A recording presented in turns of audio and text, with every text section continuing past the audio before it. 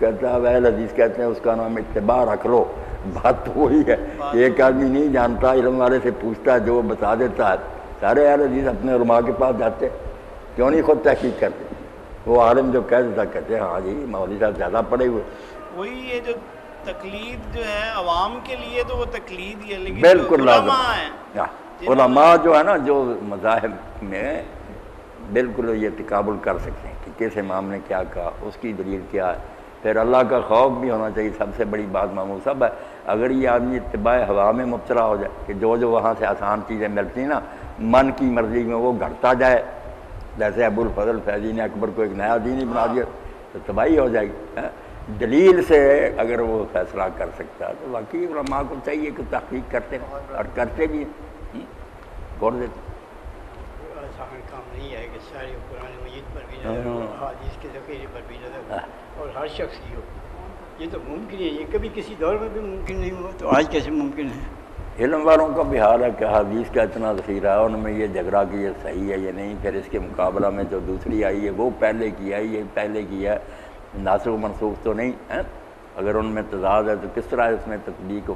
کام بڑا دشوار اور لمبا چوڑانا، بازی نہیں کھیل نہیں یہ. باقی واقعی مولوی صاحب رحمۃ اللہ نے یہی کہا جو علم والے ہیں ان کے لیے تو تقلید شرک ہے، تو جاہلوں کے لیے فرض ہے. جو نہیں جانتے وہ کسی عالم پر اعتماد کرے. خود ہی کچھ ترجمہ اٹھا لیں گے کیا ہوگا؟ پھر کوئی عیسائی ہو جائے گا، کوئی قادیانی ہو جائے گا. شیخ الہند کے بارے میں جو بات ہے ہاں میں کتاب پڑھ رہا تھا، میں نے کتاب لی تھی وہاں حیدرآباد سے کہ ایک مجلس کی 3 طلاقیں اور اس کا شرعی حل. وہ ایک صلاح الدین شیخ صاحب ہیں غالباً کی، آگے جا کے لکھتے ہیں وہ شیخ الہند کے حوالے سے. ایک جگہ آپ کے شیخ الہند بھی اڑ گیا جی میں تو یہ بات نہیں مانتا میرے، کیونکہ امام نے یہ کہا ہے گرچہ حدیث یہ کہتی ہے. انہوں نے عربی نہیں کی ہوئی تھی، عربی وہ کیا بات نہیں، وہ میں بھی عربی وہ بولتا رہتا ہوں. وہ تقریر ترمذی میں شیخ الہند نے مگر یہ نہیں کہا کہ حدیث یہ کہتی ہے، میرا امام یہ کہتا میں حدیث کے مقابلے ذرا سا فرق ہے نا. انہوں نے ساری بحث کر کے نا کہ حدیث ایک ہی ہے. اس کی تشریح امام ابو خیار المجلس کی حدیث ہے کہ سودا ہو گیا، دونوں نے بات جو ہے نا وہ بالکل فیصل کر دی، ختم ہو گئی بات، اتنی قیمت ہے اتنا. مگر ابھی بیٹھے اسی جگہ، بے شک گھنٹہ ہو گیا تو جگہ نہیں بدلی. تو حدیث پاک میں آتا کہ جب تک وہ بیچنے والا اور خریدنے والا جو ہے نا الگ الگ نہیں ہوتے اس وقت تک انہیں حق ہے کہ بے شک اس سودے کو کینسل کر دیں. اس کو خیار المجلس کہتے ہیں. اگر کہ جگہ وہی ہے نا ابھی چانس باقی آپشن کہ وہ حکیم صاحب کو لے جانا بیٹا تحارف خانے میں وقت ہو گیا چلو بعد میں پھر صحیح ہے.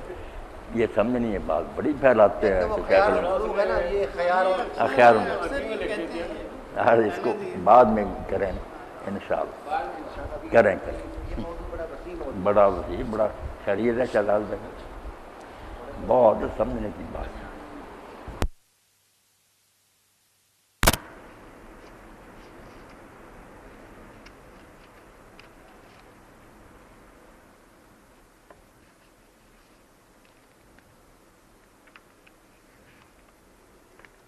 بسم اللہ الرحمن الرحیم.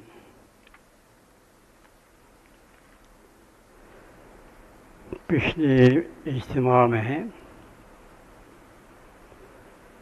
نبی کریم صلی اللہ علیہ وسلم کا وہ ارشاد جس میں حضرت عبداللہ بن مسعود رضی اللہ عنہ کے سوال کے جواب میں فرمایا تھا کہ کون سا عمل سب سے زیادہ افضل ہے، تو آپ کا جواب تھا کہ سب سے زیادہ افضل نماز ہے. اس کے بعد جب آپ نے پھر پوچھا تو آپ نے فرمایا کہ بر الوالدین، والدین سے نیک سلوک ہے. پھر فرمایا جہاد ہے. تو کچھ باتیں عرض کی تھیں نماز کے بارے میں، اس کی اہمیت کے بارے میں. اس دفعہ میں اس کی حدیث کی دوسری جو آپ نے فرمایا کہ نماز کے بعد کون سی چیز سب سے زیادہ افضل ہے، بر الوالدین، والدین سے اچھا سلوک کرنا.